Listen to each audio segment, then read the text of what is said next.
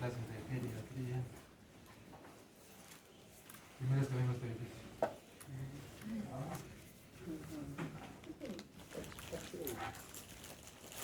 Yo estoy en esta universidad pero hace mucho tiempo. Quinta promoción. Y las clases con pizarra y con tiza. Ha cambiado mucho. Pero los conceptos básicos de la medicina siguen siendo los mismos. Así que vamos a ver hoy día las características y complicaciones de las enfermedades en geriatría.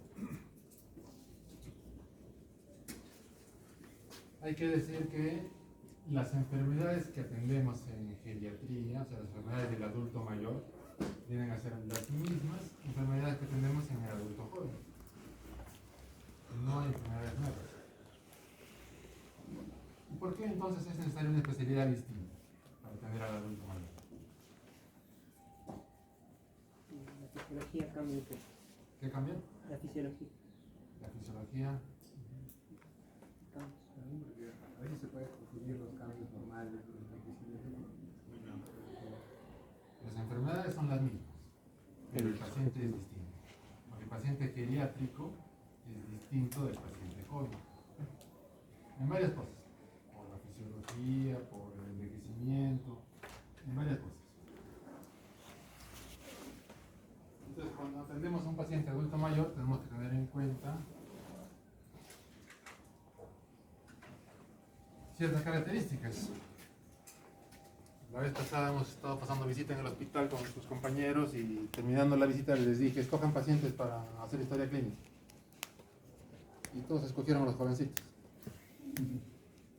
A los abuelitos nadie. ¿Por qué? Porque es difícil hacer la historia clínica, ¿no? Además, las enfermedades en los pacientes ancianos tienen presentaciones atípicas, los pacientes tienen pluripatología, los exámenes auxiliares hay que interpretarlos de manera distinta, tienen ciertas características adicionales que vamos a ver ahora. Entonces, el paciente adulto mayor es difícil hacerle la historia clínica. Muchas veces omite síntomas. Es decir, un síntoma importante que te va a dar la clave del diagnóstico no te lo dice. Pero no es que no te lo diga porque quiera hacerte equivocar y quiera que hagas mal tu historia clínica. Porque yo le haya dicho primero que no le diga eso. No lo dice porque muchas veces lo interpreta de manera distinta. Es un paciente que tiene una artrosis de rodilla, que le duele la rodilla siempre, y esta vez está con fiebre. Y esta vez está con una artritis séptica de rodilla que le está ocasionando la fiebre. Entonces, si él te dijera que le duele la rodilla, tú le revisarías la rodilla. Pero como siempre le duele la rodilla por su artrosis, pues no le dio importancia y omitió ese síntoma.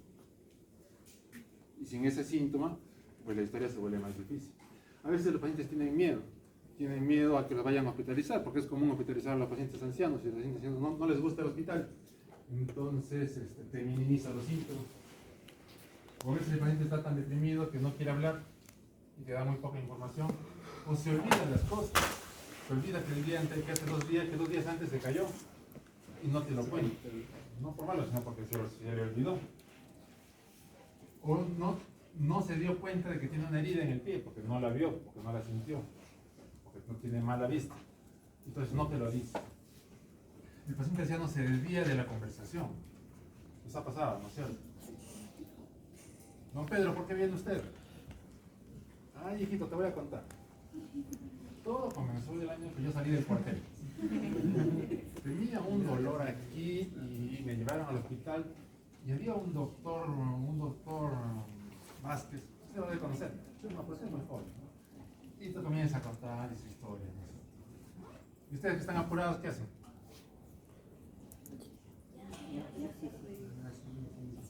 Ya, pero no me cuentes eso, cuéntame lo de ahora. Pero ya vamos a llegar ahí, espérate. No, pero cuéntame lo de ahora. Y si tú le hiciste mucho, se enoja. ¿Y enojado? No sé. No quiero. Pasa, ¿no es cierto? El paciente anciano habla lento y hace lento. Entonces a veces es difícil examinarlo. Porque es un paciente que se mueve con las justas, que viene en silla de ruedas y se queja de dolor abdominal. Tengo que revisar el abdomen, pero está en silla de ruedas y lo que la trae es su hija, que es de contra flaquita y no va a poder llevar, no va a poder subir. Pues ustedes tienen que ayudarlo, a buscar a alguien que les ayude para sacarlo de la silla de ruedas, para echarlo en la camilla, para examinarle, para luego devolverlo a la silla de ruedas, y todo eso toma tiempo. Y como siempre estamos apurados, a veces cometemos el error de omitir esa parte. No, ya, la ecografía me dirá qué tiene. Y evito examinar. Y eso es un error. El paciente anciano muchas veces, o casi siempre, tiene varias enfermedades coexistentes, ¿no? Porque en el paciente anciano las enfermedades degenerativas se van sumando. Y resulta que es un anciano que sufre de hipertensión, y sufre de diabetes, y sufre de artrosis, y sufre de osteoporosis, y sufre de enfermedades de la tiroides. Entonces resulta que los síntomas de esta enfermedad alteran los de esta otra.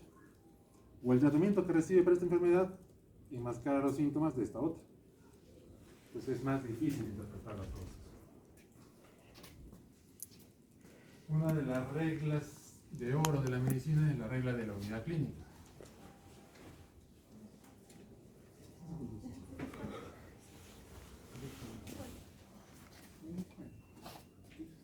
Cuando ustedes van a los hospitales, una de las primeras cosas que les enseñamos es la famosa regla de la unidad clínica.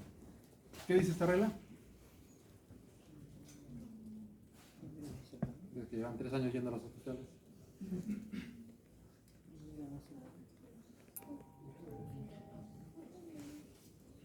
¿Cómo es? Tenemos que buscar una enfermedad que busque todos los síntomas de mi paciente. Si mi paciente está con tos, con fiebre y con hemoptisis, no voy a pensar que tiene fiebre porque tiene fiebre tifoidea, y que tiene tos porque es asmático, y que tiene hemoptisis porque tiene un cáncer de pulmón. No, buscaré una enfermedad que explique todos los síntomas. Pensaré en una tuberculosis. Entonces tos, entonces fiebre, entonces hemoptisis. Esa es la famosa regla de la unidad clínica, que la tenemos que usar siempre, excepto en ancianos. En ancianos esa regla no se cumple. Porque el anciano ya de por sí tiene muchas enfermedades, y cada enfermedad tiene sus propias manifestaciones, pues va a tener una confluencia de síntomas, que sería un error querer atribuirlos todos a una sola entidad. Pues en ancianos tenemos mucho cuidado con la regla de la unidad clínica.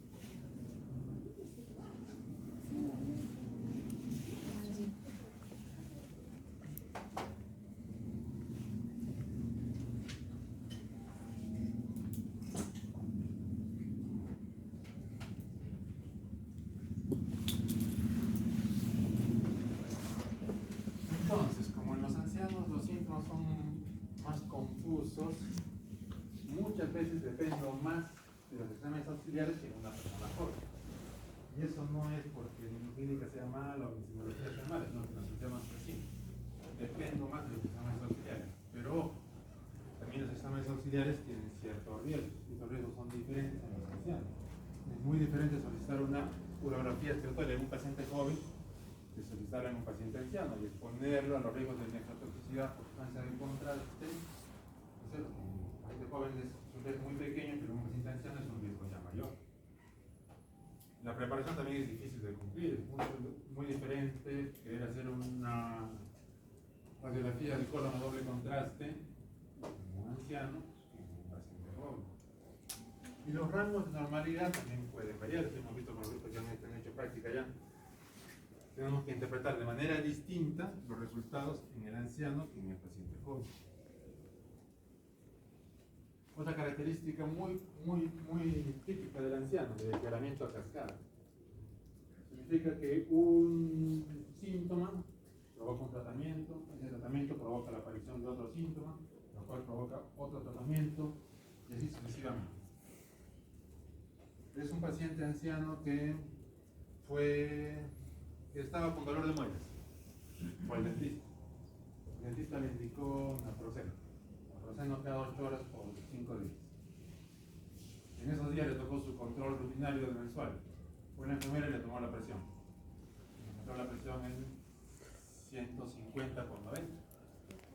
La enfermera dijo, vaya al médico. El médico dijo, hipertensión. Y recetó enalapril cada 12 horas. Cuando en realidad el paciente no era hipertenso, sino que se le había subido la presión producto de los aires que estaba tomando esos días. Y dejó de tomar ahí, y se normalizó como estaba tomando enalapril, se le bajó la presión, se cayó, se fracturó. Es decir, una entidad provoca otra y provoca otra y provoca otra. Muy característico del anciano. Ahora, eso yo no me voy a dar cuenta de eso cuando hago mi historia clínica, y que no dejo que me cuente desde el inicio. Porque realmente solo me cuenta, doctor, me caí, y no me contó que estaba tomando enalapril, que le habían recetado, que antes había estado tomando naproxeno. Entonces, tener el relato desde el inicio es importantísimo, siempre, pero en el anciano mucho más. Por su propia psicología, el anciano tiene mucho apego a su hábito. Y ocurre muchas veces que los hijos crecieron, salieron de la casa, se quedaron los dos esposos, muere uno de ellos, el otro se queda solito, no hay quien lo cuide, no hay quien lo vea, y uno de los hijos se lo quiere llevar a su casa, y el viejito, ¿qué dice? De mi casa no sale. Pero papá, ¿quién te va a atender? ¿Quién te va a cuidar? No puedo. Me voy a morir, me muero en mi casa. Difícil, es común.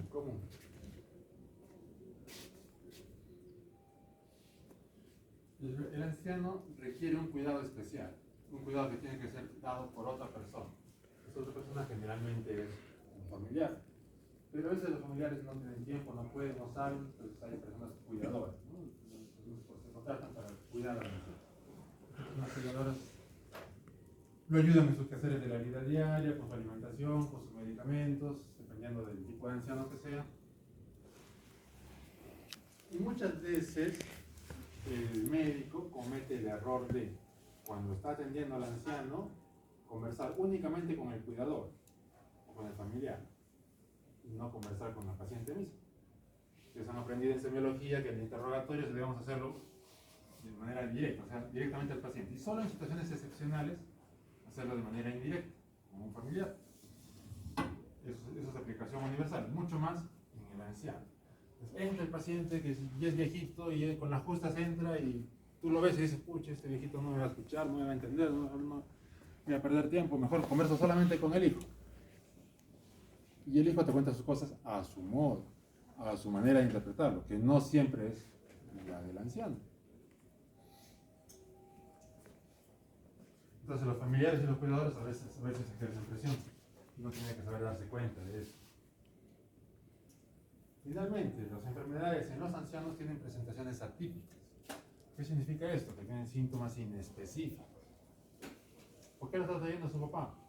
Doctor, no quiere comer. ¿Qué más? No quiere comer. ¿Síntoma de qué es eso?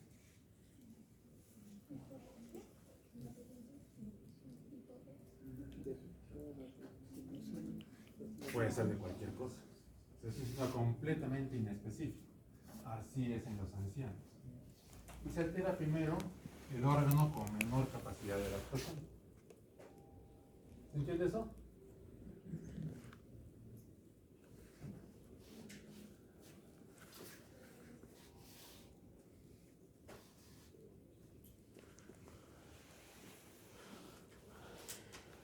Un pintor famoso, una de sus pinturas famosas. ¿Qué ven?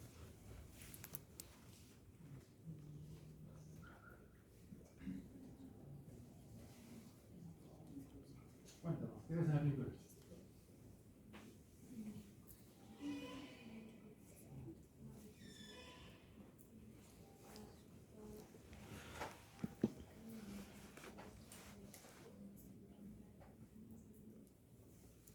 enfermo, hay alguien que está tomando el pulso y una mujer que está atenta. Ya, muy bien. Y aquí, otro pintor famoso, otro de sus pinturas famosas.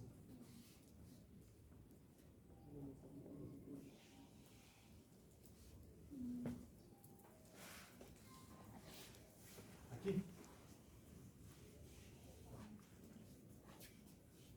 Cuéntanos, ¿qué ves? Un paciente, también una persona que también está tomando el pulso. Me parecieran reyes por tener la corona. Hay un par de reyes en la habitación.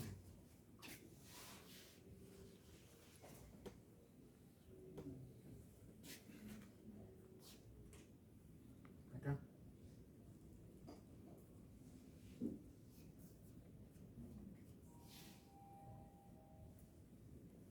Y eso está más fácil.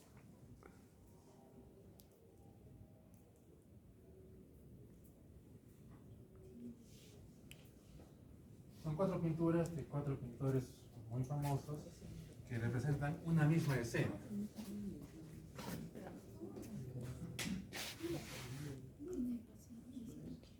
Y es la famosa historia de Antonio, Seleuco, Erasístrato y Estratonice. Tan famosa que todos los pintores han querido representarla. Tan famosa que ustedes la conocen, seguro.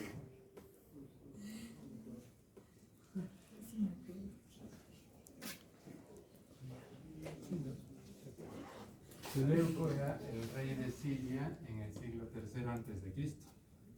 y era un rey, un buen gobernante, muy querido por su pueblo. El rey enviudó, se murió la reina, y el rey se volvió a casar. Y esta vez con una mujer joven y bella. La nueva reina era más joven y era muy bonita. Y el hijo del rey, el príncipe, se enamoró de ella. Entonces se enamoró de su madrastra. Y la madrastra, que sí, que no, que sí, que no. Entonces el príncipe cayó enfermo. Y estaba tan enfermo que cada vez se ponía peor y se ponía peor. Y el rey ya no sabía qué hacer. Llamó a todos los médicos que había por todos sitios, todos fueron a atenderlo. Y nadie daba con la enfermedad y nadie daba con el diagnóstico. Mucho menos con el tratamiento. Entonces, ¿qué está retratado aquí? Erasístrato era un médico famoso, que no era de la ciudad, pero que fue traído exclusivamente para atender al príncipe. Atiende al príncipe, le está tomando el pulso y nota que cuando entra la reina, el pulso se acelera. Cuando se va la reina, se normaliza. ¿Qué diagnosticó? Mal de amores. ¿Qué tratamiento resultó?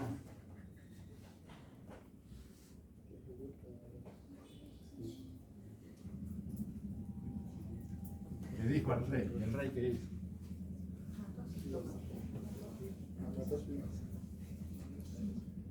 El rey quería tanto a su hijo, y quería tanto a su nueva esposa, que decidió desprenderse de ellos y les dijo, váyanse a vivir lejos, juntitos. De aquí no pasó nada. Y fueron a vivir a la comarca más alejada del reino y vivieron para siempre.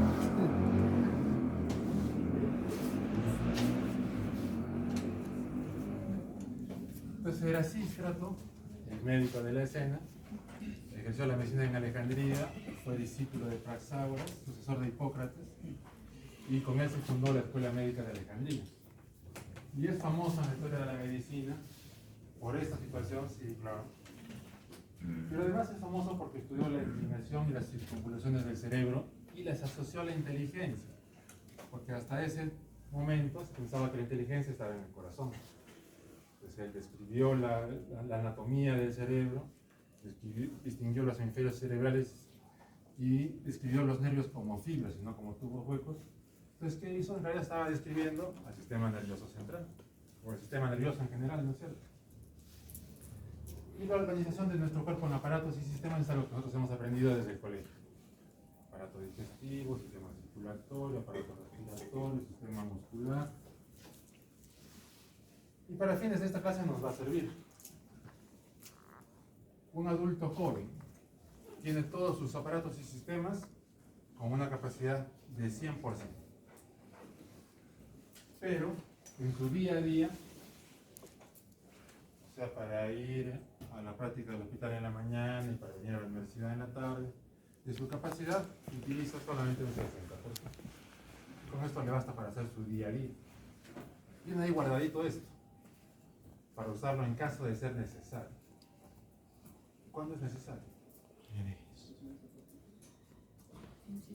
Cuando se quedó dormido el día del examen y tiene que llegar a la universidad en 5 minutos y se va en una carrera de esas y sube las gradas porque el ascensor y lo usa. Y no hay problema, porque lo está ahí. ¿Esto cómo se llama?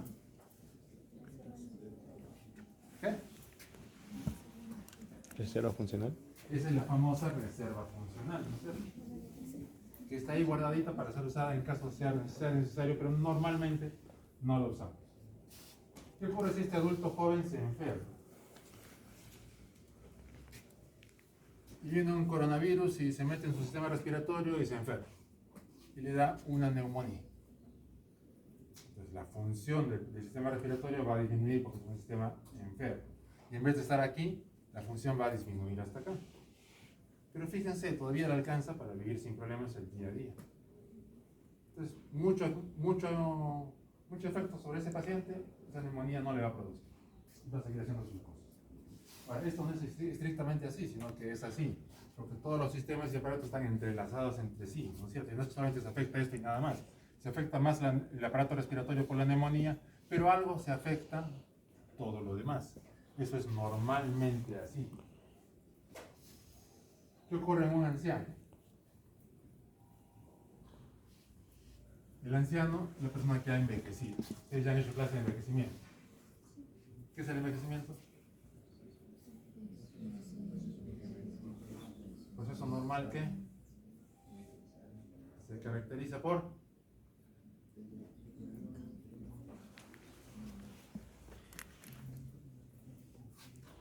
¿cuándo han hecho clase de esto? Ayer.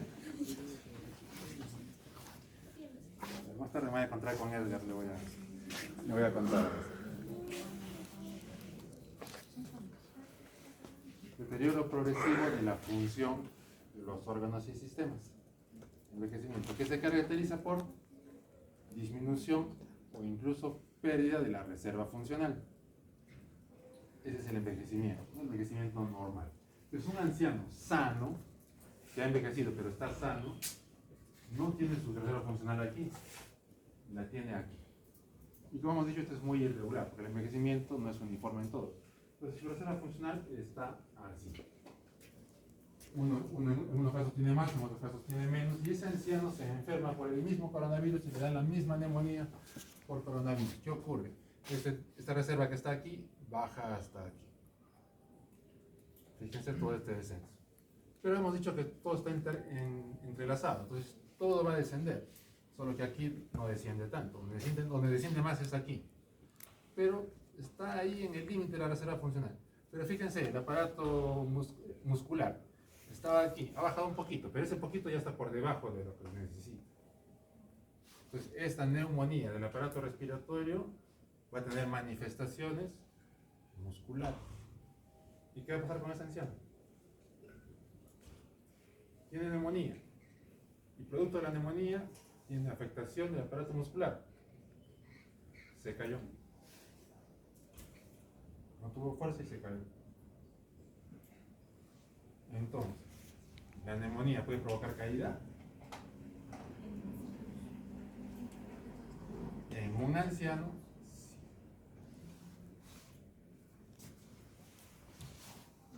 Entonces, cuando decíamos que se altera primero el órgano con menor capacidad de adaptación, nos referimos al órgano que está más envejecido, que tiene menos reserva funcional. Y así resulta que las enfermedades pueden dar alteraciones en sistemas a distancia. ¿Cuáles son los sistemas que usualmente más vulnerables? Sistema nervioso central, genitourinario, cardiovascular y esquelético. Pues de esta manera aparecen los famosos síndromes geriátricos. Como son famosos, ustedes también los conocen. Eso sí. Diversas patologías tienen patrones de presentación comunes en el anciano. Una misma enfermedad puede tener diferentes formas de presentación en distintos pacientes. Es decir, una neumonía se puede presentar de esta manera en este paciente y de esta otra manera en este otro paciente. Pero pueden tener incluso distintas maneras de presentación en un mismo paciente. Neumonía se presenta así y al año siguiente que le vuelva a dar, se presentó de esta otra manera. Entonces, es una forma de tener el concepto de síndrome geriátrico. Formas de presentación de ciertas enfermedades en el anciano. Y la otra manera de entender un síndrome geriátrico es problemas comunes de la tercera edad. Es más o menos lo que habíamos estado explicando, ¿no es cierto? Por el envejecimiento, todos los cambios que van a resultar en una disminución de la reserva funcional, un estado de fragilidad y ciertas condiciones que son lo que se conoce como los síndromes geriátricos. Entonces hemos dicho que los síndromes geriátricos hay dos maneras. Formas prevalentes de enfermedades en el anciano. Ejemplos. Hipertensión. Enfermedad prevalente en el anciano. Hipertensión. Resistencia a la insulina. Esos son prevalentes en toda la población. En ancianos. Síndrome de caídas. Demencia, por ejemplo. Demencia es una enfermedad mucho más frecuente en el anciano que en una persona joven, ¿no es cierto? Sarcopenia. Incontinencia urinaria. Sarcopenia. Malnutrición. Formas prevalentes. Y la otra forma de ver el síndrome geriátrico es formas de presentación. De lo que estamos hablando. Una neumonía se puede presentar como una caída. ¿Sí? Entonces son las dos formas de entender síndrome geriátrico. Patologías prevalentes en el anciano o formas de presentación de diversas enfermedades.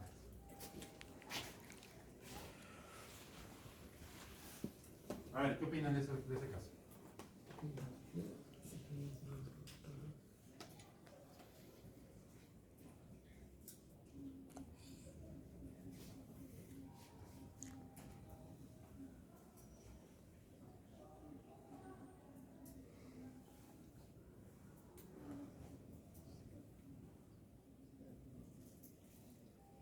¿Podemos identificar algún síndrome geriátrico ahí?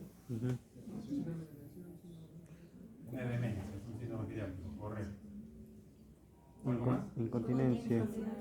Tiene incontinencia urinaria, también es un síndrome geriátrico, correcto. ¿Qué más? Inmovilidad. Inmovilidad, otro síndrome geriátrico, correcto. ¿Qué más? Úlceras. Depresión. Úlceras de decúbito, muy bien. Estreñimiento. Estreñimiento también. Entonces, este es un paciente, como muchos que hemos visto y que ustedes van a ver, donde confluyen varias patologías propias del anciano. Entonces, este paciente tiene varios síndromes geriátricos, son patologías propias de su edad.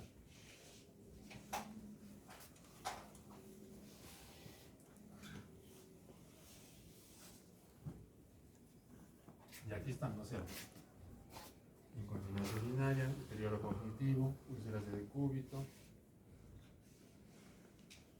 no quiere comer, síndromes geriátricos propios de la edad. Este.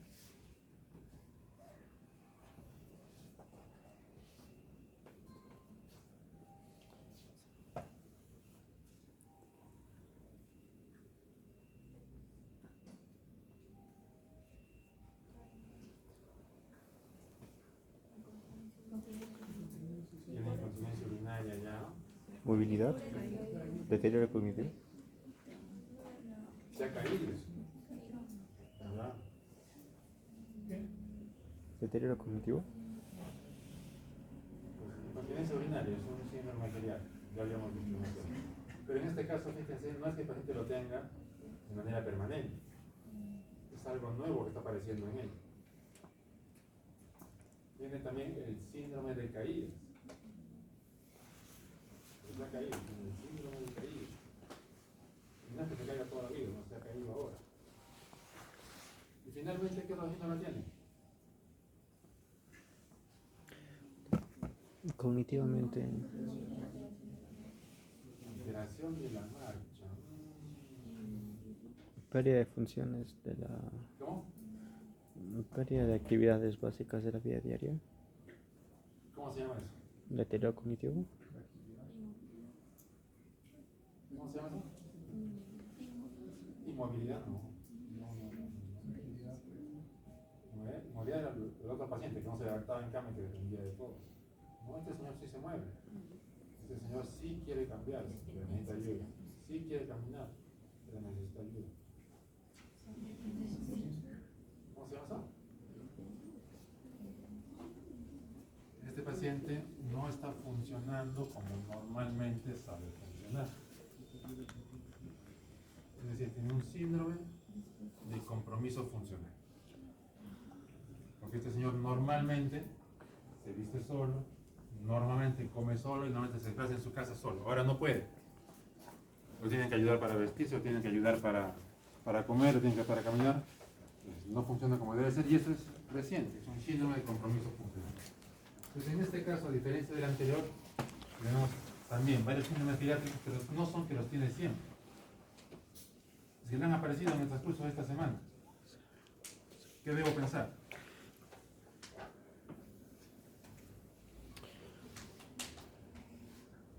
No, pues señor, ¿cómo le va a dejar que se caiga su papá? Cómprele un bastón. ¿Y usted quiere tener que estudiar que su papá coma solo? No, ya tiene usted que darle la bombita. Se le escapa la orina, parece los pañales. ¿Así tengo que pensar? Si no,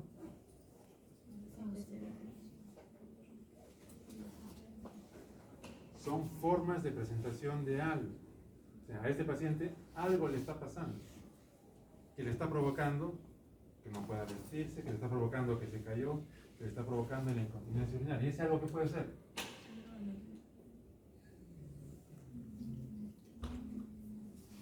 En un paciente pediátrico, cualquier cosa se puede manifestar de esta manera.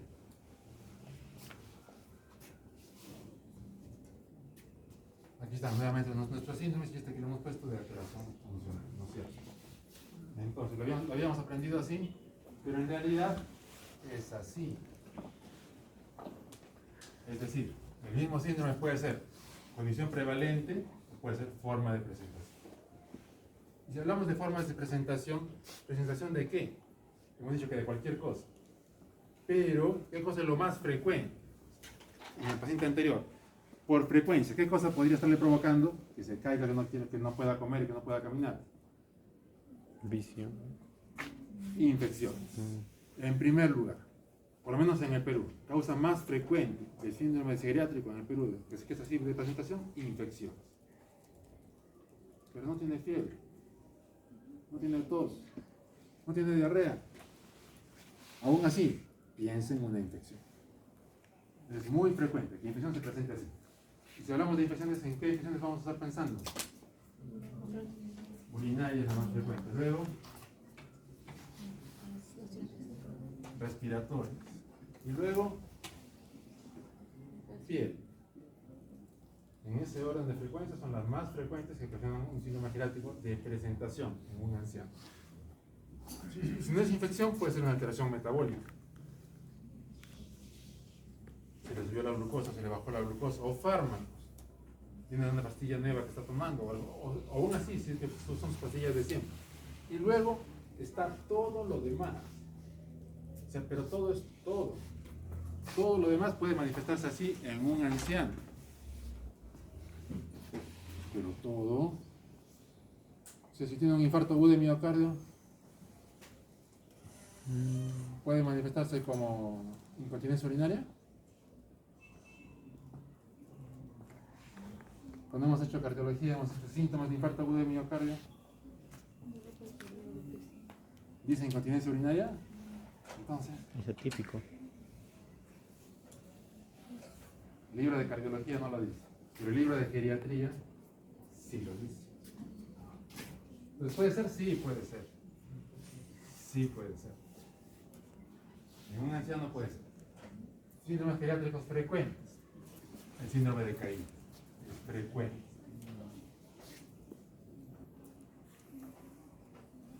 mayores de 80 años, 50% tienen caídas. O sea, 1 de cada 2 mayores de 80 años son la principal causa de muerte accidental. Caída con fractura de cadera tiene 50% de mortalidad en un año.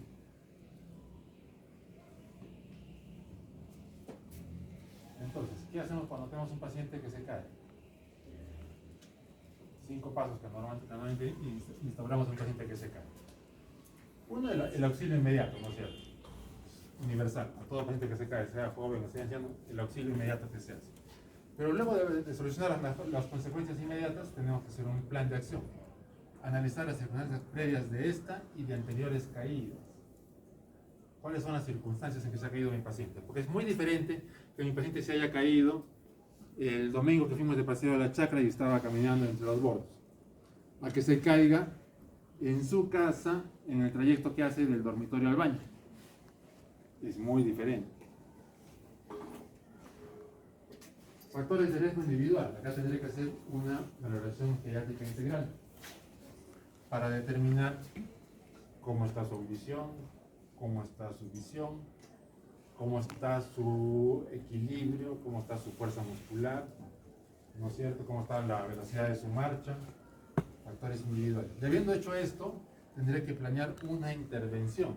Es decir, ¿qué voy a modificar para que mi paciente no se vuelva a caer? Porque ya saben lo que puede pasar si es que se vuelve a caer. Y haré un seguimiento.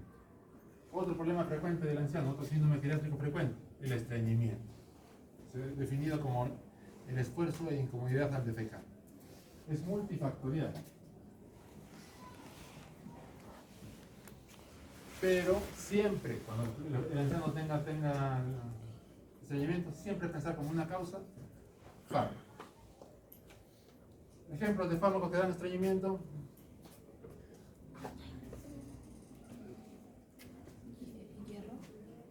El hierro, ya, sí. ¿Qué más?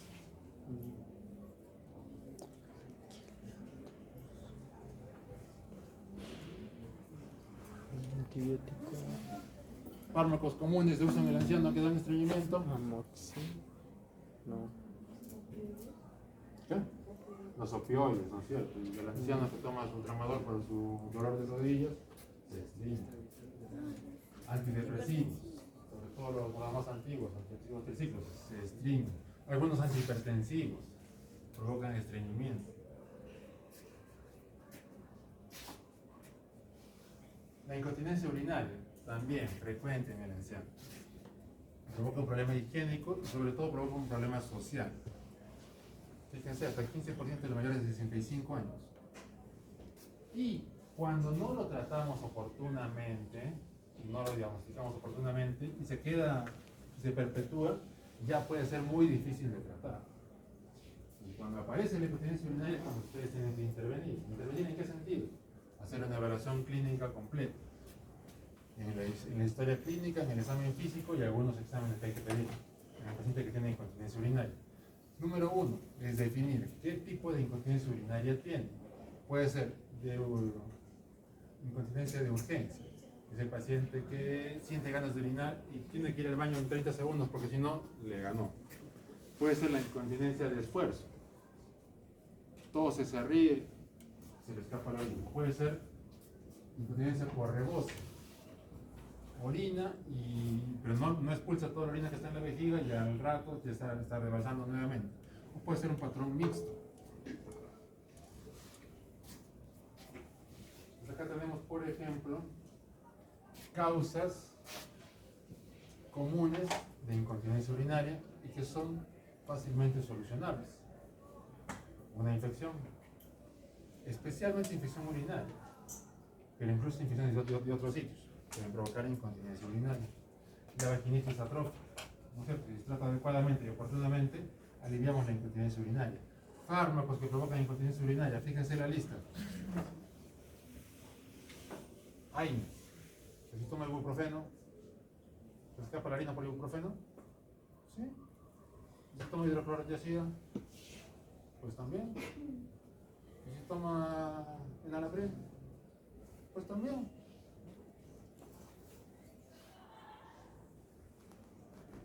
estreñimiento. También puede provocar incontinencia urinaria. Entonces, cuando estamos ante un paciente que tiene incontinencia urinaria, una medida útil y que recomendamos hacer siempre es establecer un diario vesical.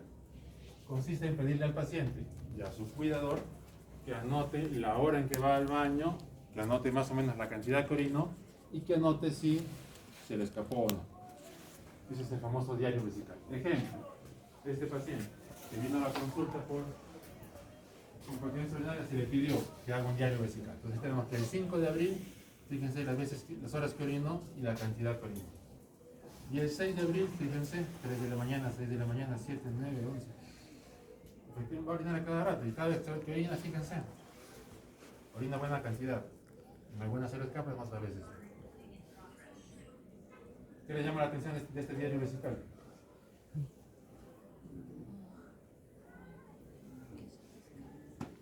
Tiene un volumen urinario alto, ¿no es cierto? Si sumamos esto, es un volumen urinario alto. Y si bota mucho, es porque entró mucho. Señor, ¿y usted cuánto toma de agua? Yo, doctor, 8 vasos. 8 vasos, ¿y por qué tanto? Porque el doctor TV tuvo un programa la vez pasada y me dijo que era bueno tomar de 8 vasos a más. ¿Diagnóstico?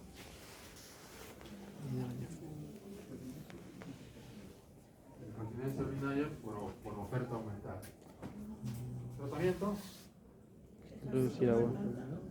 Cambiar de canal.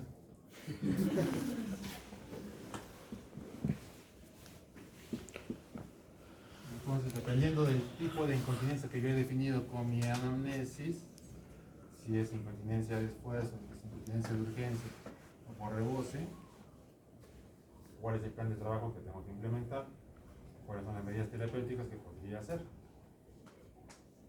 No se trata solamente de, señor, hay oferta de pañales.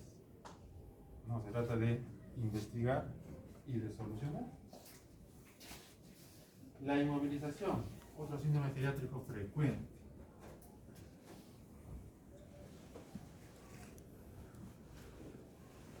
¿Dónde se ve más la inmovilización? En hospitalización. En los hospitales, ¿no es cierto? Porque el paciente anciano que entra al hospital lo meten en su cama, le suben las barandas y el tiempo que vaya a estar ahí no sale de su cama. Y si quiere salir, señorita, pero yo en la noche tengo que ir al baño. No se preocupe, señor, está usted con pañal, hágase en el pañal. Pero yo nunca uso un pañal, yo puedo ir al baño.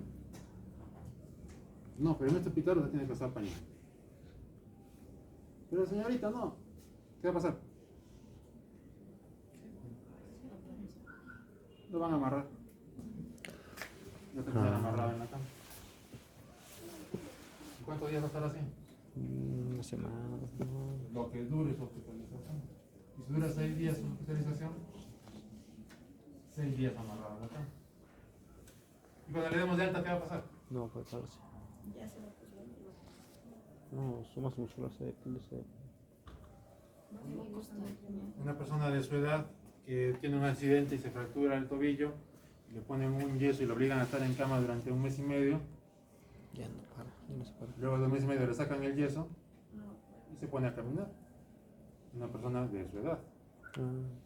Un anciano que esté 3 días en cama, le afectas completamente, su masa muscular disminuye aceleradamente, su funcionalidad disminuye y luego de 3 días en cama ya no puede caminar.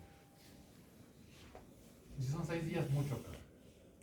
Y si va a poder caminar luego, va a ser con mucho esfuerzo y luego de una terapia de rehabilitación muy larga.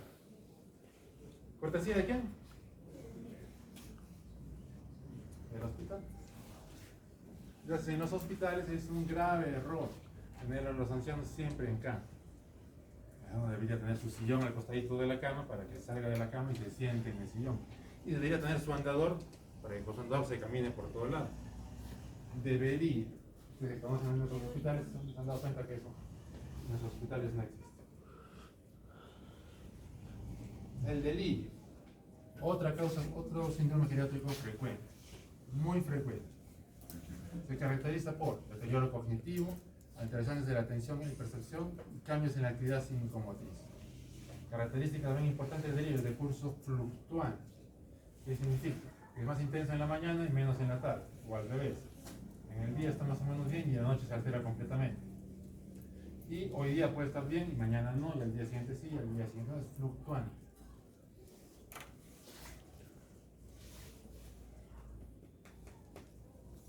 El delirio es una cosa frecuente, muy frecuente. Ustedes lo van a ver mucho, especialmente en los hospitales. Entonces, familiarizados con delirio. ¿Cómo se diagnostica delirio? Hay dos formas de diagnosticar delirio. Uno es con los criterios del DSM-4 y otros son con estos criterios, los criterios CAR. Yo prefiero estos porque son más fáciles de aplicar. Criterio número 1, inicio agudo y curso fluctuante. O sea, este deterioro mental que tiene mi paciente es agudo. No lo tenía hace un mes, lo tiene recientemente. Es agudo. Y es porque si fuese crónico, ya no es delirio. Puede ser cualquier otra cosa, pero no delirio. Es agudo y es fluctuante. Ya hemos dicho qué significa fluctuante. La inatención, otra característica que siempre está presente en el delirio. Esta es la 1 y la 2, siempre deben estar presentes. 3, un pensamiento desorganizado. Y 4, la conciencia puede estar alterada. Puede estar alterada hacia abajo, un paciente que está muy somnoliento, o puede estar alterada hacia arriba, un paciente que está hiperalerta, que está completamente activo y que quiere pararse, que interviene a todo, y tú le preguntas al señor de la esquina y te responde él. Entonces, para diagnosticar delirio debo tener 1 y 2, más 3 o 4. De esa manera diagnostico el delirio. Como digo que es muy frecuente el delirio, ¿no es cierto? A mayores de 60 años que viven en sus casas, 1% le va a dar delirio. Pero cuando se hospitalizan, ya es un 10% de hospitalizaciones son causadas por delirio. Y durante el internamiento, un 30% hace delirio. Durante el internamiento, ¿se hospitalizó por qué? Se hospitalizó porque tenía insuficiencia cardíaca, porque tenía disnea, incursión yugular y edema. Y estando hospitalizado por insuficiencia cardíaca, hace delirio. No es raro, es frecuente, 30%. Y si la hospitalización fue en UCI, mucho más, 80%. Si tuvieran que operarlo, 60%. El delirio es frecuente, ustedes lo van a ver. ¿Cuáles son los factores predisponentes para desarrollar delirio? Principalmente dos: la edad y el deterioro cognitivo. A más edad, más predispuesto a hacer delirio. Y si ya tienes demencia previa, con mayor razón. Y si es muy mayor y con demencia muy avanzada, pues con toda seguridad va a ser delirio.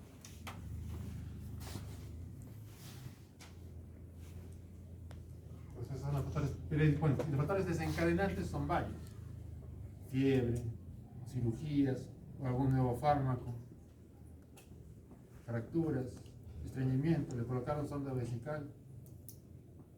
La hospitalización es un factor desencadenante. Digamos que se hospitaliza por una cosa, estando hospitalizado, hace el delirio. Cosas tan simples como cambios de medio ambiente. En la casa vive en su dormitorio, pero va a llegar una visita y lo cambia de dormitorio al otro dormitorio.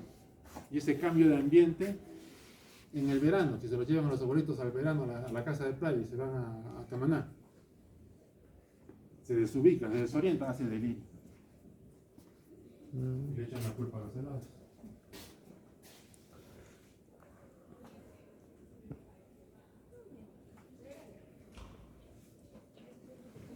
Entonces, ¿cuándo escuchamos delirio? Cuando hay un cambio en el estado mental.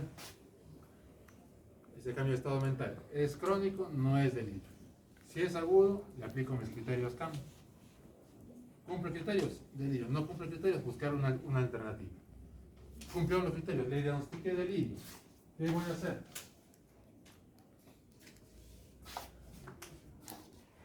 Haré una nueva historia, volveré a preguntar, volveré a examinar, revisaré la medicación, porque fácil es un medicamento que le está provocando el delirio. Si encuentro algo, quito ese algo. Fue porque le pusieron una sonda vesical, le quito la sonda vesical. Porque le dieron un fármaco nuevo, se le quito ese fármaco nuevo. Si no encontré nada evidente, tendré que hacer algunos exámenes auxiliares.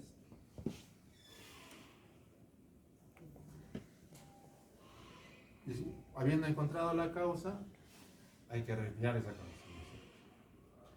Si la causa del delirio es una infección urinaria, tratamos la infección, le doy antibiótico. ¿Eso va a mejorar la infección en cuánto tiempo? Al cuarto día de repente pueden saber mejoría de la infección.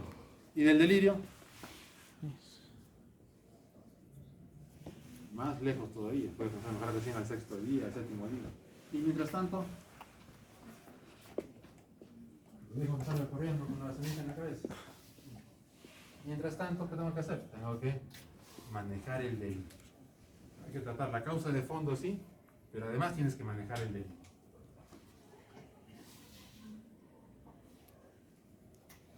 ¿Y qué se hace en los pacientes? Medidas no farmacológicas. Son de elección para manejar el delito. Medidas no farmacológicas. Si tu paciente está hospitalizado por una insuficiencia cardíaca y al tercer día de estar hospitalizado, en la noche, comienza a gritar que quiere ir a la chacra a ordeñar las vacas porque ya amaneció, ¿qué hacemos?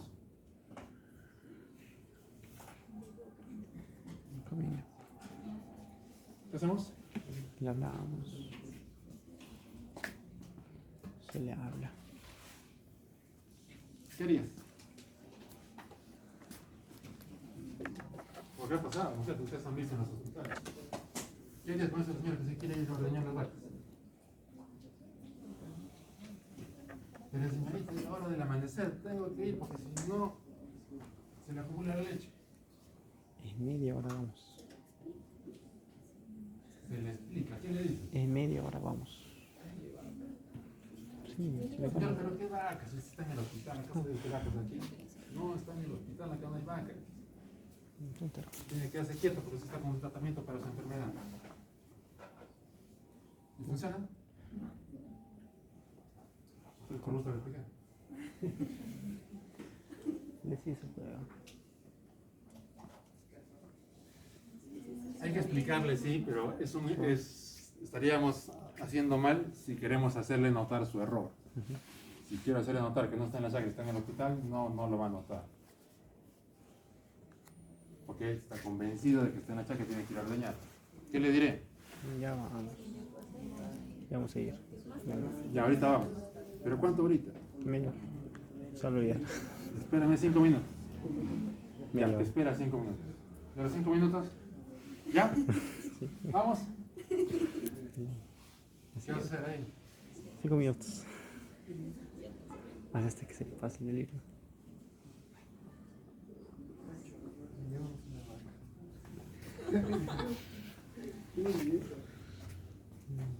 No te preocupes. ¿Te acuerdas de Gonzalo? Gonzalo va a ir a ordeñarlas.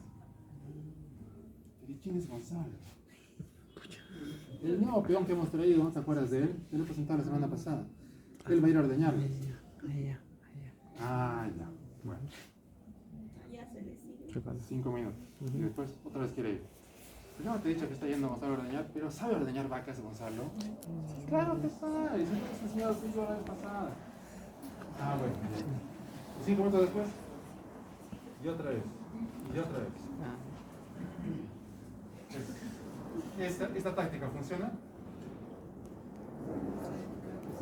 Siempre y cuando haya alguien con tiempo y paciencia para aplicarlo. Interno. En el hospital, Familia. ¿quién tiene tiempo y paciencia para aplicarlo así? Los internos. ¿La enfermera? No, la enfermera no tiene ni tiempo, mucho menos paciencia. Los internitos. El técnico, no, tampoco. Paciencia, el técnico, no, son características nunca tiene. ¿Quién puede hacerlo? Los internitos. Los internos. Uy, no van a mandar ahí. El interno puede tener paciencia. No tiene tiempo. ¿No tiene tiempo? No, porque tiene que recoger las radiografías de la cama 1, preparar el alta de la cama 2, gestionar la ecografía para la cama 3. Entonces, ¿quién lo puede hacer? Un familiar podría hacerlo. Un familiar podría hacerlo, o su cuidador habitual. Podrían hacerlo, que estén sentados a su costadito, y que le estén hablando y le estén siguiendo la corriente, no contradiciéndolos, hasta que se cansa, y se queda dormido. Un familiar podría ser. ¿Han visto familiares con los viejitos en las noches en el hospital? No. ¿Dónde están los familiares de los viejitos? En sus casas. ¿En sus casas? Afuera. ¿Tienen? Hacia afuera del hospital. Están en la puerta del hospital. Ujú. ¿Han visto a Milonorio, no es cierto? Salen y todos los familiares están ahí. ¿En Yanaguara? ¿Cuáles de los errores? Todos los familiares están sentaditos ahí. ¿Qué están haciendo ahí? Esperando. Esperan el horario de visitas. ¿Cómo estará mi papá? ¿Habrá mejorado? ¿No habrá mejorado? Ya hace frío en las noches, le habrán puesto sus medias. De repente está la ventana abierta y les levanta el aire. De repente sale el doctor, lo espero aquí, de repente me puede decir algo de mi papá. Están ahí pendientes de su papá, pero afuera. ¿No sería mejor que estén adentro? ¿Y por qué no están adentro? Sí, hay hora de visita. Fuera de Por el sí. famoso horario de visita. Ajá. Termina el horario de visita y sacan a todos, ¿no es cierto? Convendría que estén ahí, que esté sentado a la hora. ¿A quién no le conviene que estén? Ah, los doctores. A la enfermera no le conviene que esté ahí. ¿Por qué? Ahorita.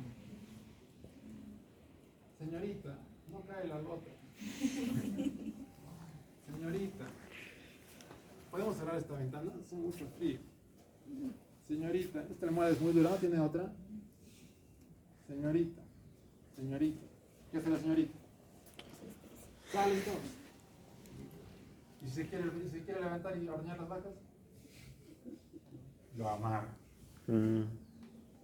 ya amarrado en su cama. ¿Les han visto los viejitos amarrados en sus camas? Amarrados. Y al día siguiente, o en la noche, ¿el viejito qué hace? Cuando está amarrado, ¿qué hace? Se queja, pide ayuda, ¿no es cierto? Ujú. Ayúdenme, avisen a la policía, ayúdenme, me han secuestrado. Sí, sí. El viejito de la cama de al lado, ¿qué va a hacer? Ayúdenlo. Ayúdenlo. Se asusta. No te preocupes, compañero, yo voy a tu rescate. Sí.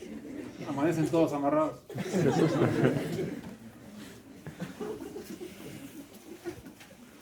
Y al día siguiente viene la señora de nutrición, les trae su desayuno y les pone en su mesa de noche, ¿no es cierto? ¿Va a poder comer? No. Amarra las manos y pies. A la hora viene la señora de nutrición, ay, este caballerito no tiene hambre hoy día. Entonces, cuando decimos de tratamiento no farmacológico de delirio, no nos referimos a amarrar, nos referimos a que haya una persona al costado. Una persona que tenga tiempo y paciencia de aplicar este tratamiento no farmacológico. ¿Funciona? Funciona. Sí funciona. Si lo hacemos así, funciona. ¿Qué ocurre si lo he aplicado y no funciona? Es un abuelito recontra terco y no funciona. O si no, no hay familiar, pues no hay nadie que pueda hacer esto. No, ni aún así lo amarramos. Tratamiento farmacológico. ¿Tratamiento farmacológico en qué consiste? Antipsicóticos. ¿Cuál? Aloperidol. 0.5 a 1 miligramo. Si me colabora lo suficiente para tomarlo por vía oral, le doy por vía oral. Si no me colabora por vía oral, se lo pongo por vía intravesical. En media hora, ese boleto está mucho mejor. Si no está mucho mejor en media hora, nueva dosis. En media hora ya está bien. Si no está bien en media hora, nueva dosis. 3 dosis de aloperidol, nadie se resiste. Pero al día siguiente ese bolito va a estar más tranquilo y no va a estar amarrado. Entonces, esa costumbre de amarrar a los pacientes en los hospitales es una pésima costumbre. Cuando ustedes sean médicos y yo sea viejito, y esté en su hospital, me amarran.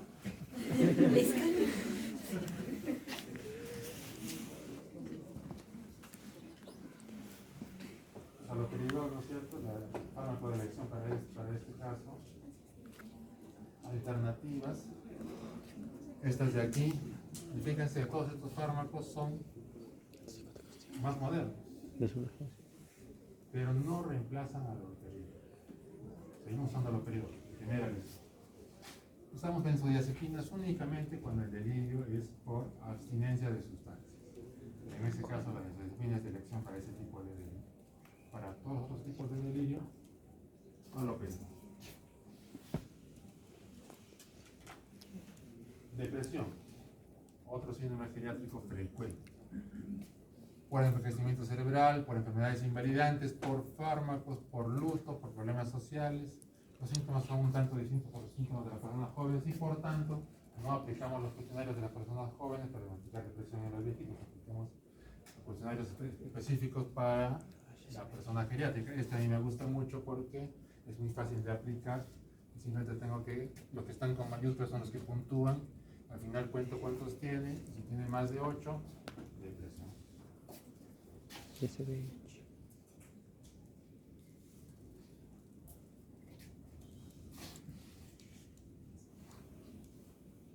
¿Cuántos geriatras hay en el equipo?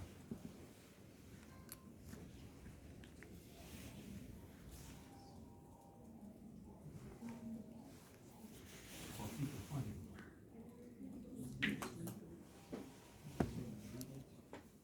15. Geriatras, ¿no? ¿Cuántos cardiólogos hay? 100. ¿Cardiólogos? 50. Cantidad, ¿no es cierto? Geriatras, 15. ya así siendo muy buena gente, quizás unos 12, 15. ¿Cuántos viejitos hay en el equipo? ¿Alcanza? Por eso que todo médico, no solo la guerra, sino todo médico, tiene que saber tratar viejitos. Tiene que entender estas características de enfermedades que hemos mencionado ahora. ¿Cómo serán de escasos los geriatras? Que yo, que no soy geriatra, les enseño geriatría a ustedes. Entonces, tienen que saber de geriatría. Es muy gratificante atender al adulto mayor. Es sumamente gratificante cuando a un viejito le soluciona sus problemas. Y se va contento, se va agradecido. Eso es lo máximo. Pero para eso tienen que tener las condiciones necesarias y tienen que tener los conocimientos necesarios. ¿Preguntas?